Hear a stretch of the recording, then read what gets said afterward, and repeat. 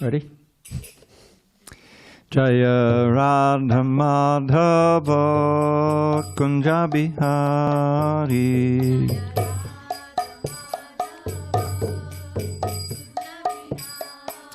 Jaya Radha Madhava Kunja Bihari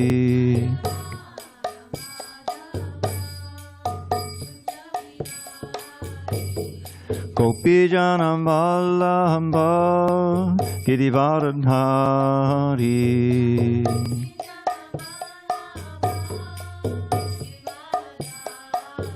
Jaya Gopi Jana Vallabha Girivardhari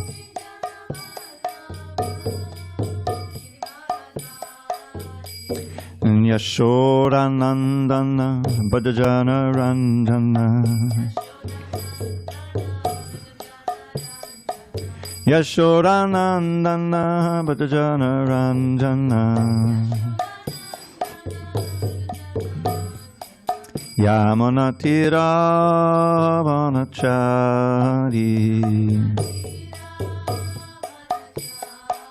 Yamunatira Vanachari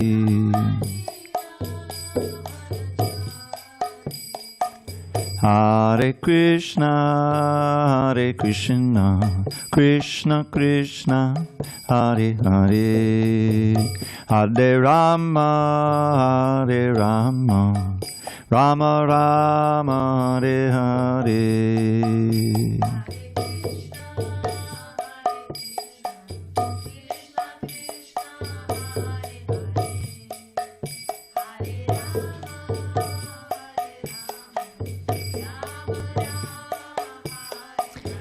Hare Krishna, Hare Krishna, Krishna Krishna, Hare Hare, Hare Rama, Hare Rama, Rama Rama, Hare Hare,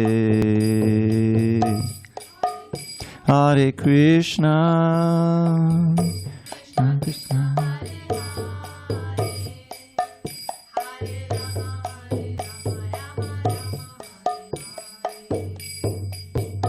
Hare Krishna, Hare Krishna, Krishna Krishna, Hare Hare, Hare Rama, Hare Rama, Rama Rama, Hare Hare.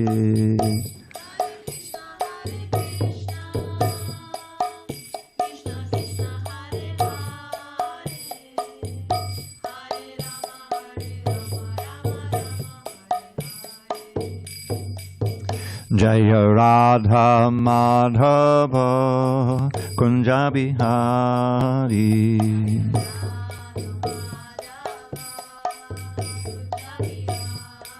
Jaya Radha Madhava Kunja Bihari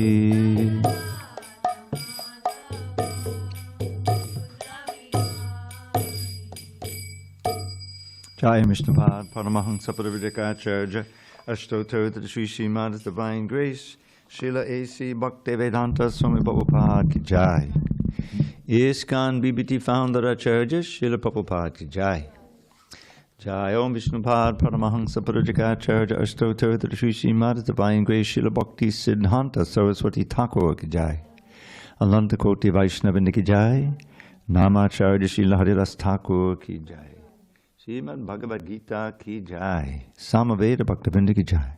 All glories to the assembled devotees. All glories to the assembled devotees. All glories to the assembled devotees.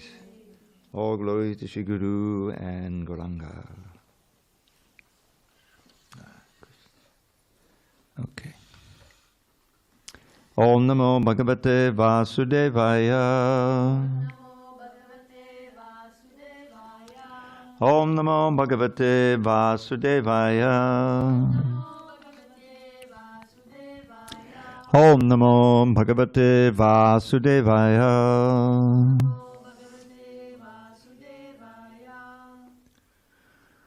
On this 9th day of June, 2025 in San Diego, we're reading from Srimad Bhagavad Gita as it is, translation and commentary by His Divine Grace A.C. Bhaktivedanta Swami Prabhupada.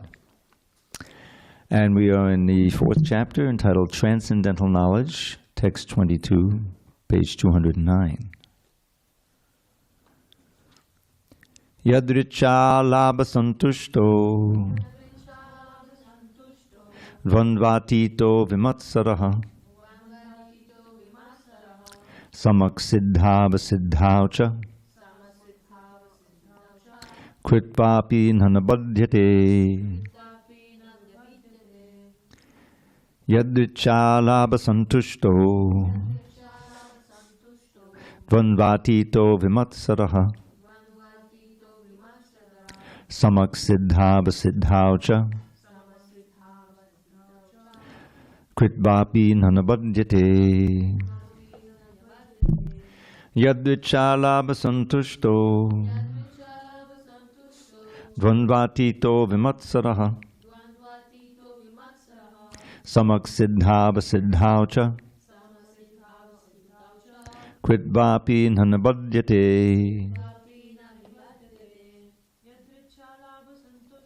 Yadricha labha santushto dvandvatito vimatsaraha samak siddha vasiddhaucha kritvapi nanabadhyate. Yadricha labha santushto dvandvatito vimatsaraha samak siddha vasiddhaucha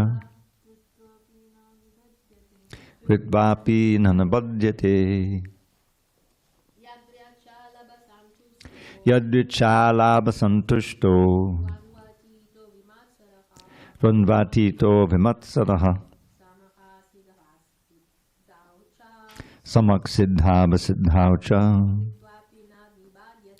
kritvapi nanabadhyate. Bhakta Chad. Yadricha labha santushto Yadricha labha santushto dvandvatito vimatsaraha dvandvatito vimatsaraha samasiddha vasiddhaucha samak siddha vasiddhaucha kritvapi nanabadhyate. kritvapi nanabadhyate. Tapas, you there? No, he's out in the patio. Yadricha labha santushto Yadricha labha santushto dvandvatito vimatshara dvandvatito vimatsaraha samasiddha asiddhaucha samak siddha vasiddhaucha kritvapi na nibhaddhate. kritvapi nanabadhyate. Okay. Yadricha, out of its own accord, labha, with gain, santushtaha, satisfied. Dvandva, duality, atitaha, surpassed, vimatsaraha, free from envy. Samaha, steady, siddhau, in success, asiddhau, failure. Cha, also, kritva, doing, api, although, na, never, nibhadyate, becomes affected. Translation. He who is satisfied with gain which comes of its own accord, who is free from duality and does not envy, who is steady in both success and failure, is never entangled, although performing actions. Purport. A Krishna-conscious person does not make much endeavor even to maintain his body. He is satisfied with gains which are obtained of their own accord. He neither begs nor borrows, but he labors honestly as far as is in his power, and is satisfied with whatever is obtained by his own honest labor. He is therefore independent in his livelihood. He does not accept engagement in anyone's service if it might hamper his own service in Krishna consciousness.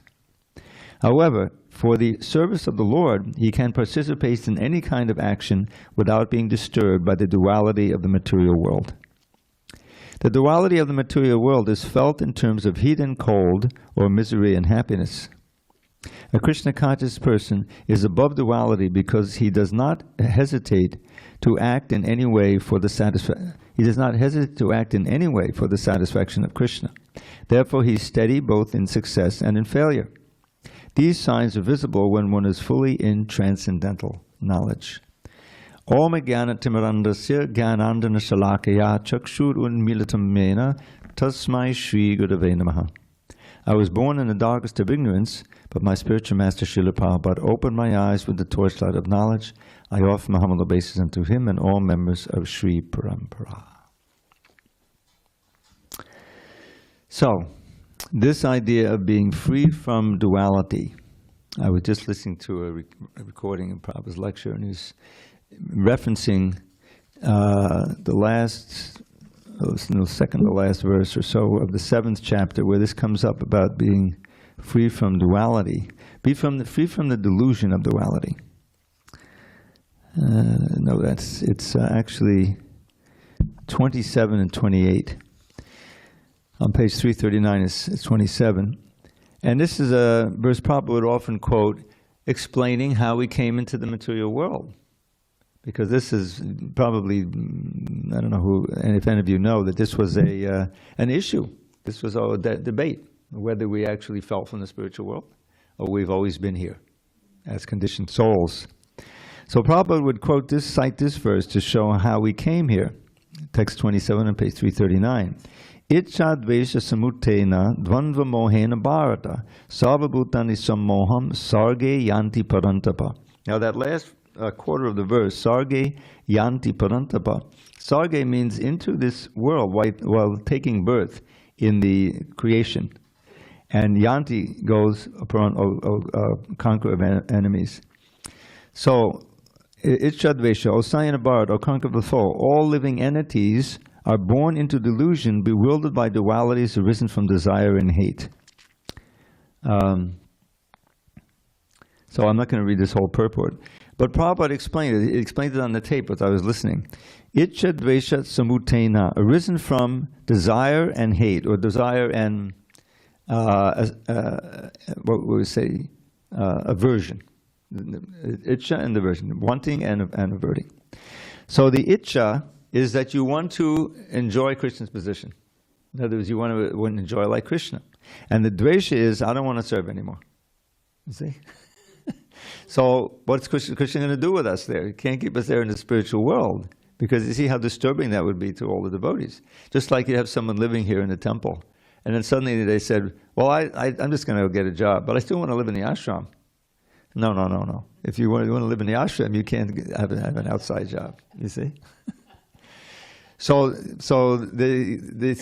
Krishna said, no, you can't live in the ashram up here anymore. You have to go to the material world. So, arisen from, you see, dvandva mohena, the illusion of duality. The illusion of duality is that things in this world are good and bad, measured by how they please us, please our senses, or how we think we can exploit them in order to prosper or please our senses. That's how we think, well, this is good, this is bad, you see.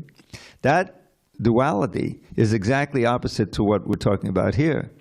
Yad vichala basantushto dvandva atito vimatsara.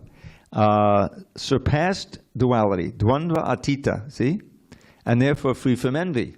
Because if you're trying to exploit this material world, you're going to be envious of people who are richer than you, more powerful than you, who don't give you a job, whatever, like that. Yeah.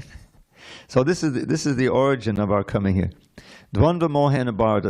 And dvandva moha means the illusion of duality. Although Prabhupada in the next verse talks about being free from the duality of delusion, but it's the delusion of duality. Sarvabhutani sammoham. All beings who are here in the material world are thus bewildered. You see, sarge yanti padantapa, and that's how they've come into this creation. That's how we've come here.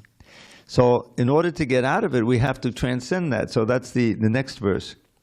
Yesham dvandakatam papam. Now here it talks about the end of sin. You see. The persons who have acted piously in previous lives and in this life, and whose sinful actions are completely eradicated. Now, there's two things. There's actions and reactions. Sometimes Prabhupada kind of merges the two.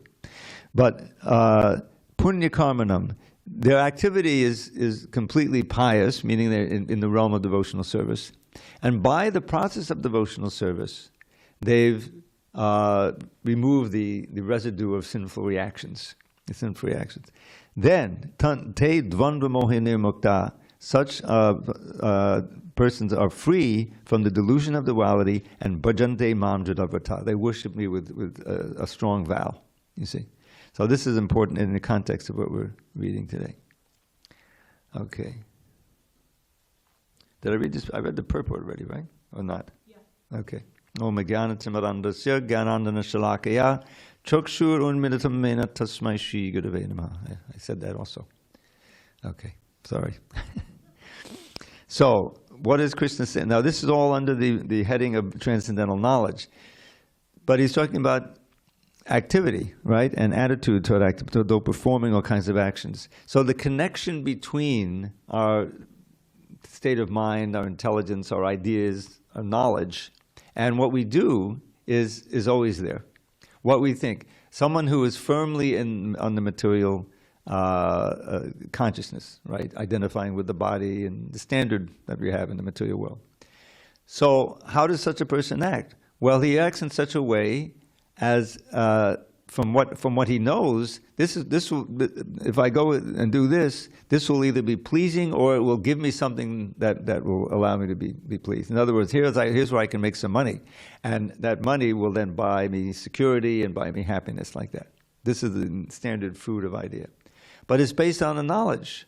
That's why it's understood that a child has to be educated. If you just remain an ignoramus, you can't even read, then you're going to suffer in this world. The parents are very eager for the child to have education. And in this country, at least, till now, although they're trying to change it, is public education is there. It's understood that for society to be peaceful and prosperous and so forth, the massive people have to be educated also. That's the same thing we have here. Arjun's argument at the beginning is that, if I fight this battle and I kill all the men and everything, then what's going to happen to the women? They'll be Varna Sankara, and then the whole society will go to hell, and I'll be responsible. You see? So the children is very important. They're the future. And if you don't take care to educate them and give them not only reading, writing, and arithmetic, but also training in spiritual values and everything, then society becomes completely hellish. And we just have to read the news or just look. Anyway, so Prabhupada, he was aware of that and was very much an endeavor to spread Krishna consciousness throughout the world for everybody's benefit. There's Sarvak Sukhino Bhavantu. Isn't that a saying? Right? Let everyone be happy. But how they can all be happy? By chanting Hare Krishna. Everyone can't be happy, materially. It doesn't work like that. That becomes, some are so-called happy for some time, and then it's all miserable. So this is the quality of someone who is transcendental. Yadrisha labhasantushto, satisfied with what comes easily of its own accord. Otherwise, if you're not satisfied, it'll be the situation you're never satisfied. Even if you're leading a fairly prosperous life, but you know that so-and-so had so much more, millions and billions of dollars, and now I only have thousands, you can never be satisfied. So this is it's a great wealth, really, to be satisfied. And of course, the epitome of this was the six Goswamis. After they, from coming from the millions and millions of dollars, Rupa Sanatana and Raghunath Das Goswami, and they became completely satisfied simply being Krishna conscious. Even to the point, practically no clothes, they just had the rejected clothes they would pick up just to, cover themselves, kopans. And housing, forget it. They had under a tree, and they didn't even have their own tree. They had a different tree each night, And how about eating? They begged here and there, going madhukari, a little here, a little there, So. But what did that do? That left them, they weren't entangled. They weren't aspiring for any. They've already experienced that. They left that, the material opulence. It wasn't being. They realized very quickly. They were already educated, but when they met Lord Chaitanya and surrendered, then it became manifest. And so but they were completely satisfied. Why? Because Gopi Bhavara Sarmatabda Lahari Kalola Magno Muhur. They were always experiencing the highest levels of bliss in relation to Krishna, the love of the gopis in relation to Krishna.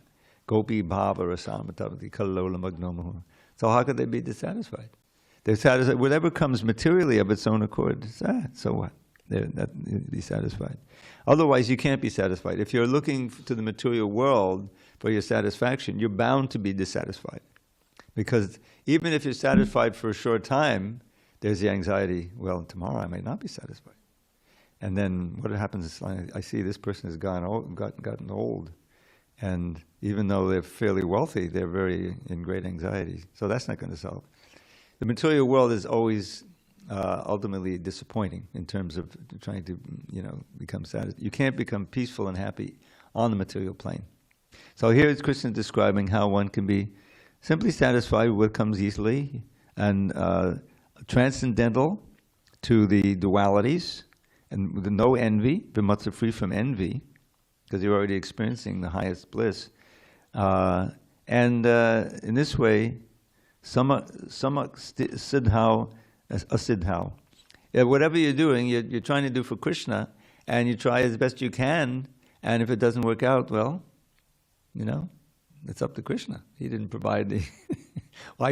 if you genuinely try to perform the activity, just like sometimes, devotees will go out on Sankirtan, but suddenly pouring rain, and say, okay, Indra, you win this one, But I'll tell you an interesting story, because these stories just nourish your faith. There's this devotee named Suresha. Not Sureshwar, but Suresha. His original name is Suresha. And I didn't actually meet him back in the 70s, but since I was working on the BTG, the Back to Godhead magazine, which at that time was much more central to the preaching. Devotees would go out with a bag full of books and also magazines, and they would sell a lot of magazines on the street. And it was coming out every month. Now it's a bi-monthly. So it was Rath Yatra time. And so we saw this beautiful picture of this devotee chanting and dancing in a parade, an annual, I think it was a St. Patrick's Day parade, actually. It wasn't Rath Yatra, St. Patrick's Day parade in Philadelphia, I think it is. And he was there in a parade, and he was looking very blissful. So he put that on the cover of the magazine. And later I met him. First I heard this story, and then he came here. You remember Madhusudan, Kanchan Bala and her husband? He died during the pandemic. I don't know if you, but yeah, you remember. You remember Madhusudan. And early devotee. He joined in '66. I think she joined in '67, something like that. They go way back. So when he passed, there was a very nice memorial here. People came down from LA who knew him. There were some people on Zoom who were offering homages. It's very well known. Ridhyananda Maharaj, who met him in Boston back in '67. He gave a nice talk and everything. So this devotee Suresha came down, and I was interested in talking to him because I had heard an incredible story. He was a book distributor. And he spent some time in Los Angeles in the early 70s when book distribution was really getting going, And at that time,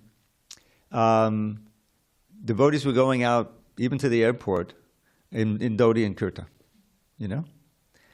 And then it was, I think, doing a devotee experiment, and they wanted to clear it with Srila Prabhupada, whether we could go out in regular dress, a karmi dress we call it, because it wouldn't put people off. It would be easy to approach people, and you'd sell more books, So Prabhupada eventually agreed to that, although at first he wasn't sure. So what Suresha told me, because I'd heard this story before, I asked him about, this story. I heard this. Tell me about the time you were sent out to Watts to distribute. I heard that there was a miracle that took place. So he said, okay, yeah, I'll tell you that story. So I never heard this backstory, that Ramaswamy was in charge of the BBT and GBC and Temple president there and everything in LA at the time in the mid-70s, early 70s, not mid-70s.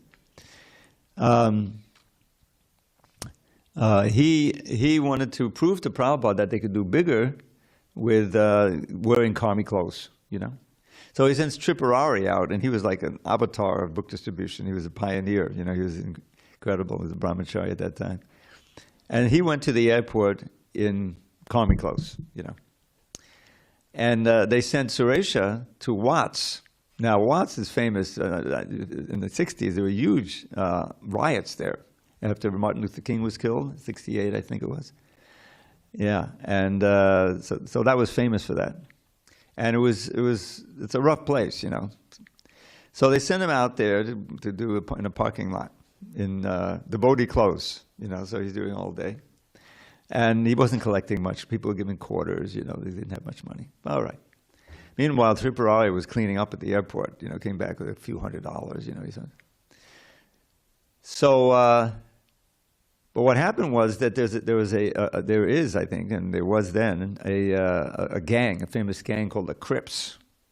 And they got that name because they were famous for crippling their enemies, tough guys, So in the afternoon, after he'd been there for a few hours, collecting, he said, well, we've been watching you. They came and surrounded him. And they said, we've been watching you, and you've been collecting all this money, so give us the money. He got quarters. He had hardly anything, $25, whatever. But still they wanted, said, no, this belongs to Lord Chaitanya, And there was something to that effect. And so, well, no, we're going to beat you up, because that's what the Crips do. They cripple their enemies. So he closed his eyes, and they started hitting him. He was struck a few times, but he was calling out to Lord Nrsingadev to please save him. And then he didn't feel him hitting him, so he opened his eyes, and they were gone. They were all gone. But he had gotten a little beaten up, so he had to go to what would then now be a CVS, It was a shopping mall he was in. Not a mall, but a shopping center. So he went, from the parking lot into this CVS, and the guy behind the counter was cowering behind the counter, and looking at him, and so he didn't, that was as far as he took it. I don't know if he asked the guy about it, but eventually he calmed him down and was able to get something for his bruises. But what happened? When he was calling out, Nrsingadev. Maybe he just appeared there, Those Crips, they ran, And this other guy must have seen it. Now here's another story that I hadn't heard about him. There's another instance where he was just out with, a bunch of devotees went out as they would to different parts of the city in their cars, or maybe, in one part of the city, but they were separated. And so he parked his car, and he sort of looked like it was threatening rain, So he said, oh boy, Indra's going to do his thing. But so he thought, well, I better start distributing, do as much as I can, So he was walking and going, this block here and block there, and the cars in the parking lot. And he did fairly well. It didn't rain, it didn't rain. So he went back to get his car, and the car was wet. Maybe it rained where the car was, but it didn't rain where he was. Well, that's pretty far out, So he goes back to the temple, and devotees, the Sankirtan devotees are there taking prasadam, as they would. So how did everyone do? It poured. We didn't do anything. We were completely rained out. What happened? What are you talking about? It didn't rain where he was. He had done one of his prayer things, oh, Indra, don't spoil it, whatever. So, Giridhari, right. So anyway, that's, I don't know, it's neither here nor there how I got to that here, but he, somehow that story came to mind. And because those things are great, and there's stories like that all the time. Vijay sends out, I don't know if you're on his list, and it's these amazing book distribution stories, a lot of them from New Zealand, Australia, But, and it's faith building. It's certainly faith building for the distributors. But anyone who hears that says, oh, this is a fantastic story. And that's also, it's nice to read Prabhupada Lilamrita because so many, Prabhupada's in there's this wonderful book. I don't know if you know about this book. It's called Srila Prabhupada, The Friend to All. It was written by Mula Prakriti, who was one of the lady pioneers in book distribution. In LA, she came, when I was in Brooklyn, she came there with some others to fire up the book distribution. And she had a whole career in book distribution, and she decided that she was going to interview people who knew Prabhupada before he came to America. And so this was in the 80s probably that she did, and some of the, many of them had passed on by that time, just as Prabhupada had. But there were still many there, and she found so many incredible stories. And one was from, she interviewed the pujari, one of the head pujaris in the Radha Damodar temple, who was there when Prabhupada was there, he knew Prabhupada. And he told the story about how one time, it was right after Mangalartik or something very early, and Prabhupada was chanting, and he went down to talk to him, and he was wearing this incredible garland, super fragrant garland that was perfuming the whole courtyard, And I don't know if he asked Prabhupada he got the garland, but it was clear that Prabhupada was given the garland by the deity or by Lord Chaitanya or something like that, because it was like a supernatural garland. The flowers weren't even available nearby, it was a special garland. And then there was this story that she got, Prabhupada, I think, told one of his godbrothers, she learned from him, that Prabhupada was praying, because it was such a difficult thing that he'd been assigned to do, to go to America and spread Krishna consciousness. He didn't have any money. How's he going to do it? So this story has to do with how Prabhupada's chanting. He's living there in Radha Damodar, and I think it was Rupa Goswami who appeared to him,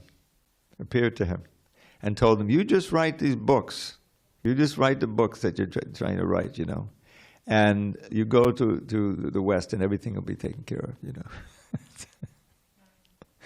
So that, the Yadrishala Basantishto, so Prabhupada is, he's trying the best he can, and he's not giving up, even though it seems an impossible task. But he still saw that it seemed impossible, and so he went, before he actually got on the ship, the story, he went to Mayapur, and he went to, I think, Advaita's place, and he was chanting there. And the Pujari knew him from before, because Prabhupada had been from Calcutta, he visited before. And he saw that Prabhupada was crying, and he said, "Oh, Swamiji, Swami Maharaj, what's going on?" He said, "My spiritual master has given me this impossible task, and I'm just praying to Advaita and all the devotees for the strength and the ability to do this, like that." So that's the life of the devotee, is that they try as hard as they can sometimes to do impossible things, and they leave it up to Krishna. And if somehow they fail the first time, as Prabhupada did in India, you keep trying.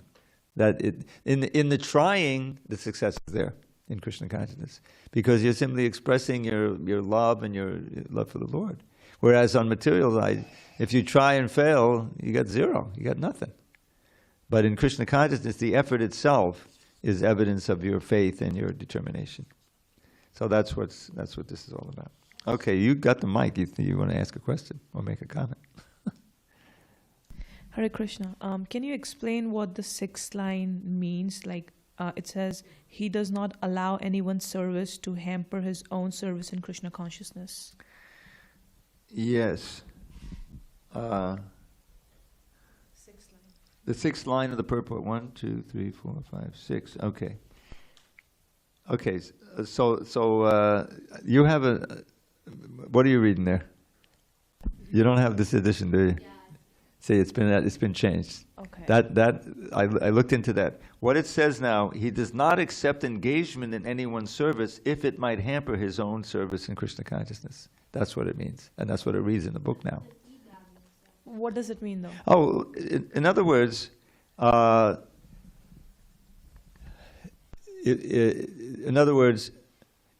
if you're trying to be a devotee, and you're living outside, you have a family and kids, you need to make money.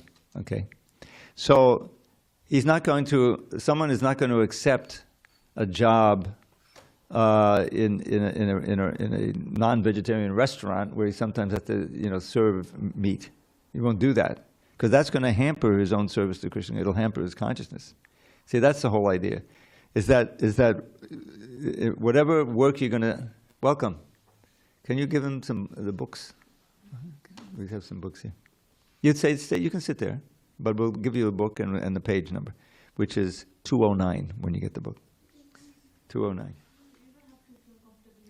You can sit, if you want, you can sit on the floor, but you can be very comfortable on those benches. When I sit in the class, I personally sit on the benches, just to let you know it's true. You could, okay, yeah, you're welcome. So page 209, give her, okay. So that's the idea, is that you have to be careful of how you're sustaining yourself. If you're accepting service, means you're going to work for someone. If that's going to, if it's some sinful thing or other, that's not going to work. So you have to have a way of supporting yourself. That's why Prabhupada allowed us to start that incense factory, the incense business, the spiritual sky. I don't know if it's still going on. But that was practical. There was a whole bunch of householders. You've been to LA, you've been to the LA temple. So you have all those apartments across the way. This was a revolutionary. They was distributing all those books, and they put down payments there, and then, eventually they were able to get those. So those are where the householders live.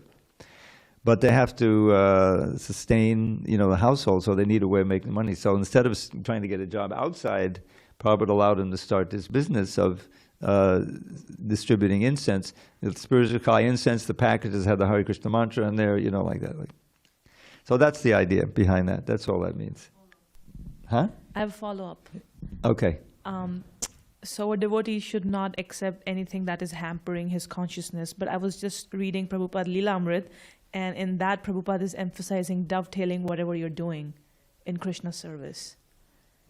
Yeah, well, but in other words, you can only do that. I mean, if the only job you can find where you're living is in the big slaughterhouse, there, you got to move, So in other words, it's an extreme situation. Oftentimes, you have an office work, you can do some preaching, So you have to judge, but that's what that's all about, Yeah.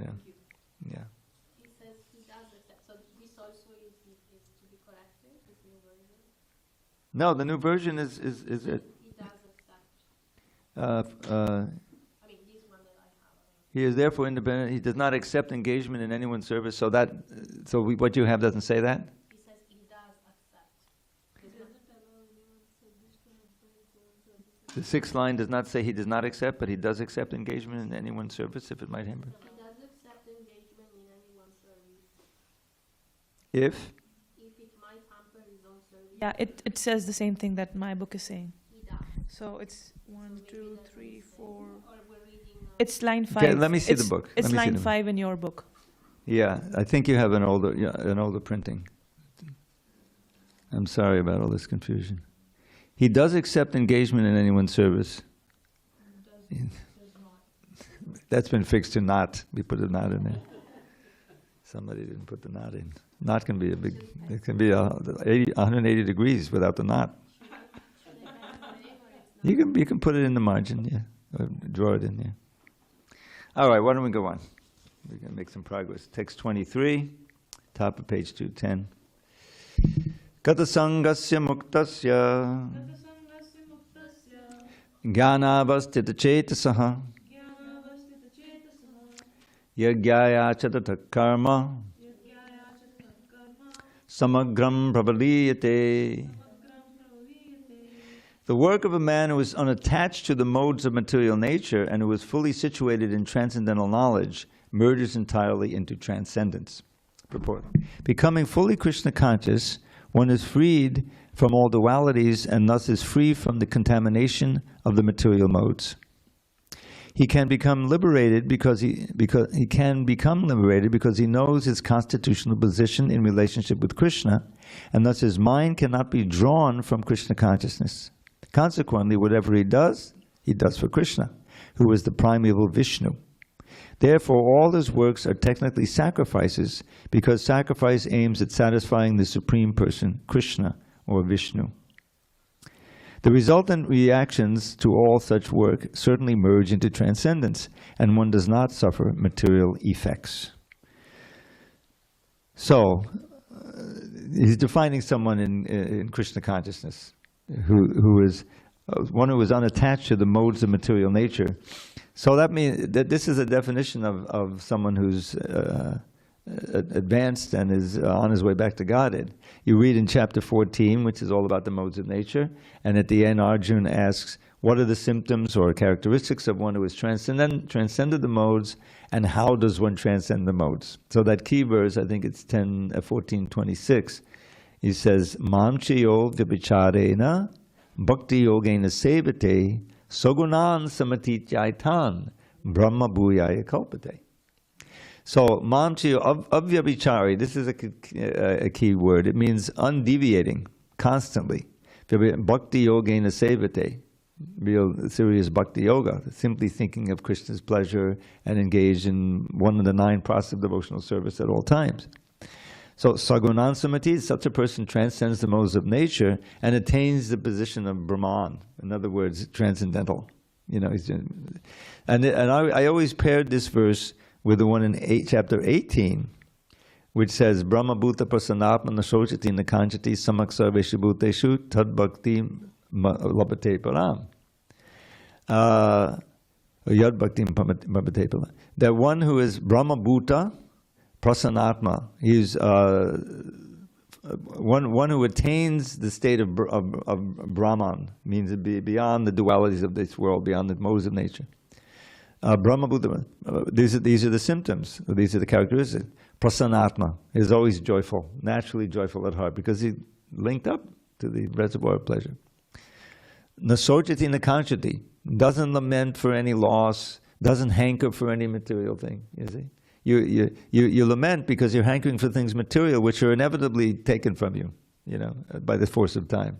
So the material life is one of hankering and lamenting, but once you're on the Brahma Bhuta platform, above the modes of nature, then you stop lamenting and hankering. Samak sarveshu bhuteshu, you look at everybody in an equal way. Everyone's a spirit soul, servant of Krishna. And how do you relate to them? According to, you know, if they're innocent, then you try to give them Krishna consciousness. If they're devotees, you make friends with them. If they're Krishna, then you try to develop love. And if they're just demons, then you try to ignore them. You don't give them anything. So that's the Majjhima Adhikari. So then it says, Brahma Upasana Nashoti Nakanjati Samak Sarveshu Mad Bhaktim Labate Param. Then there it says that in that state you attain devotional service to me. But wait a minute. The other verse in chapter 14 says that by transcending the modes, you can attain or by pure devotional service. By devotional service, you transcend the modes. And this one says by becoming transcendental, attaining Brahman, then you attain bhakti. So which one comes first? Is it bhakti that comes first, or the you know? So I figured it out. I think I had. One talks about bhakti yoga, and the other turns about bhakti. The result of practicing bhakti yoga is to be always situated in bhakti. The gopis aren't practicing bhakti yoga. They're situated in bhakti, pure love for Krishna. You see what I'm saying? But the process of bhakti yoga, the do's and the don'ts, and you know, and all of the developing, that begins with sadhana bhakti, vaidhi bhakti. It's not spontaneous. You decided by your intelligence, I'm going to follow these rules and regulations, the do's and don'ts. And then, you know, there's gradually, according to your sincerity of practice and purity, then you make advancement, and gradually you become transcendental to the modes. And in that state, you can actually taste the bhakti rasa at every moment. You see? So that one is talking about the process of bhakti yoga, and the other is talking bhakti itself. You know? All right, why don't we go on? We have time for at least one more verse. All right, text 24. Brahmarpanam brahmahavir. Brahmagno brahmanahutam. Brahmayavatena gantavyam. Brahma karma samadhina. Wow, a lot of Brahmas, huh? It's like 5 Brahmas.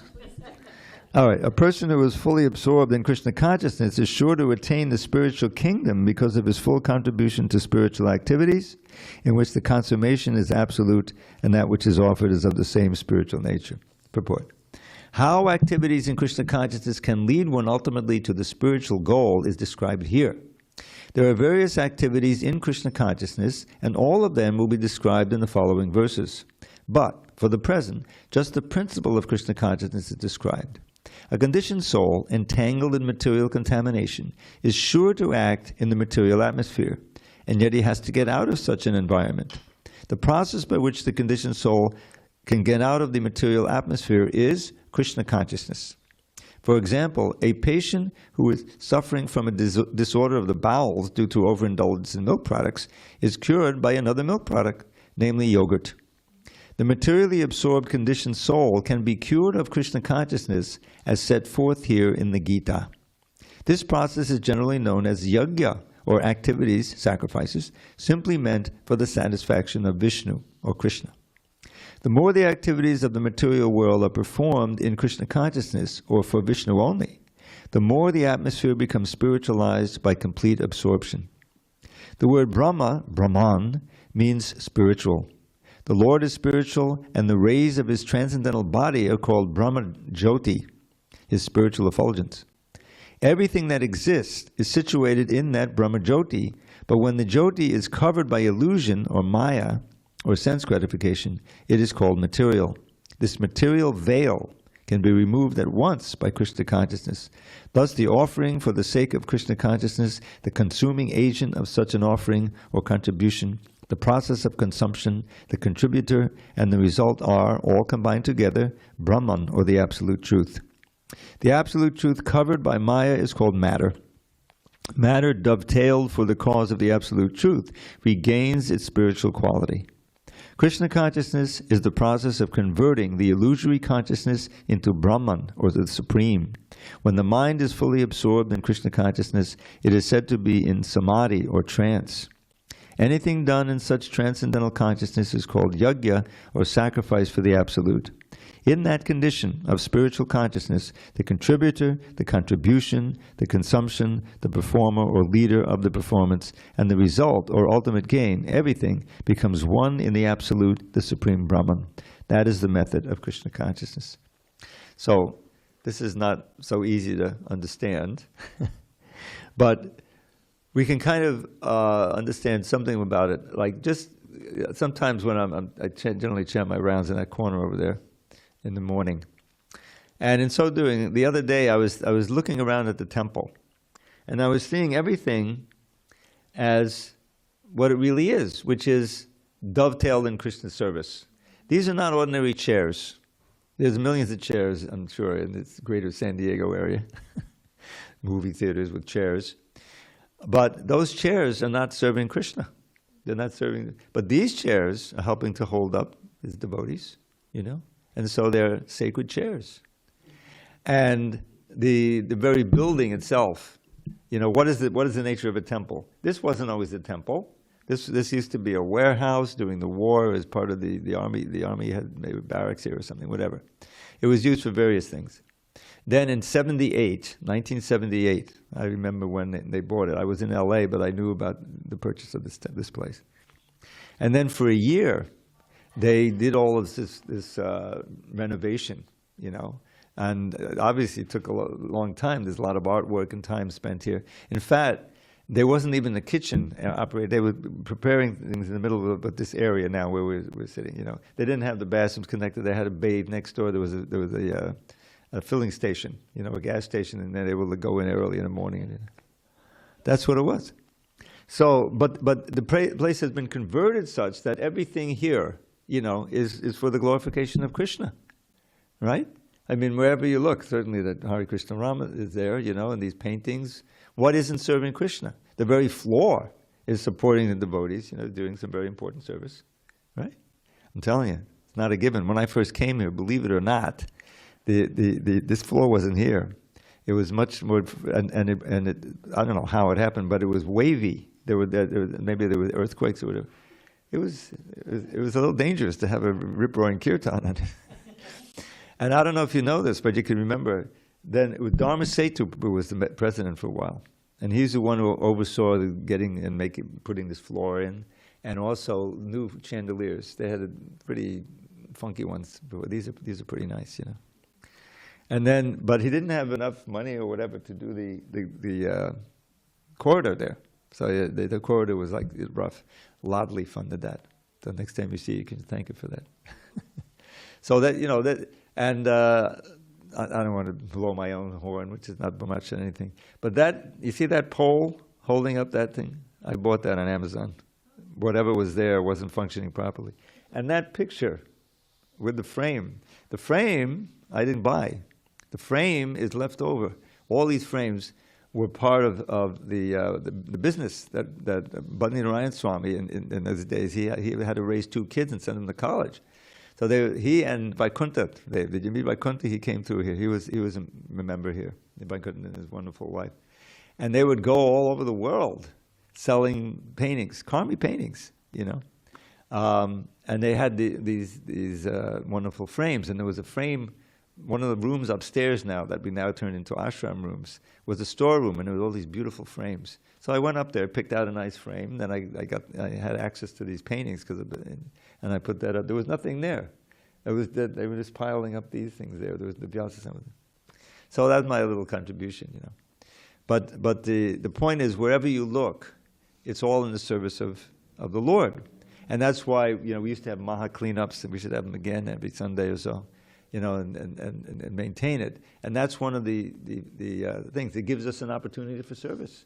And it facilitates classes like this. This is a space here, quiet space, all of this. We can thank Tapas, her wonderful husband, setting up this whole YouTube thing. We have these wonderful cameras.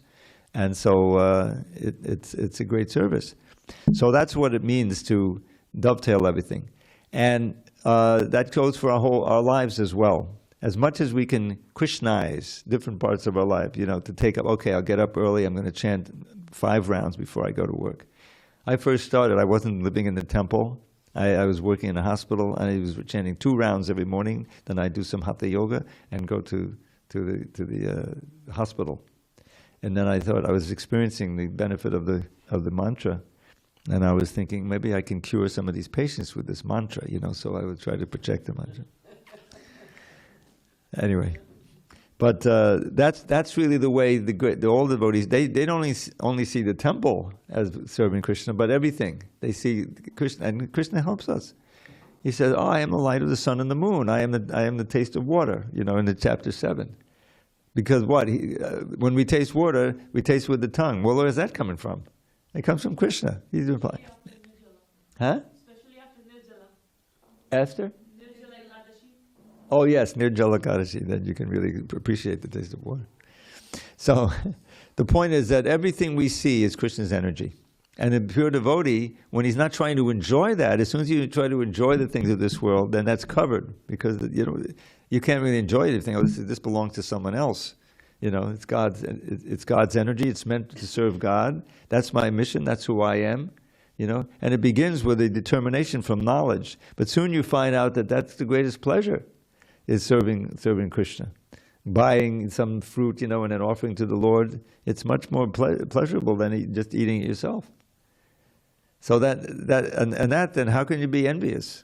You see? In other words, you go through life and you can see everything as Krishna's plan. Even when difficulty comes, you said, oh, I learned this when I first joined, you know, we would all put a stint in the kitchen in cutting up the vegetables.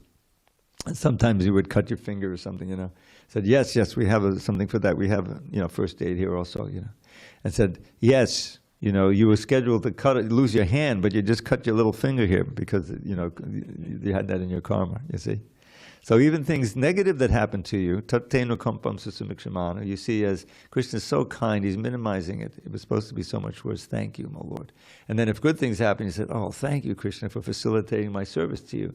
So no matter what happens, you maintain your positive attitude toward Krishna, and you see him behind everything. That's Krishna consciousness. All right, we have time for a little poem. Now this is one I couldn't remember last time, but I now remember this time. This is a prayer by Rupa Goswami to always have the lotus of Krishna's face growing in the lake of his heart, of your heart. You know this one, right? Smita duchi makadanda syandi bhaktra rabindam tava pada padahang san vishta gandham mukunda Vidachita Pashupali Netra Sarangarangam Mamadadiyatadage Sangamangi Karotu. Now I put into a little poem. From the lotus of your face, dear Lord, trickles forth the luscious nectar of the beauty of your smile. Your exalted devotees, great swans, seek the fragrance of that lotus, which does there their hearts beguile. Your beloved gopis' eyes, mad bees, taste the most exquisite pleasure in that lotus of your face. O my dear Mukunda Dev, I pray, may the lake of my poor heart be by that lotus ever graced. And on that note, let us adjourn for Arti, and we'll see the Lord in 2 minutes. All glories to Srila Prabhupada. Thank you for coming.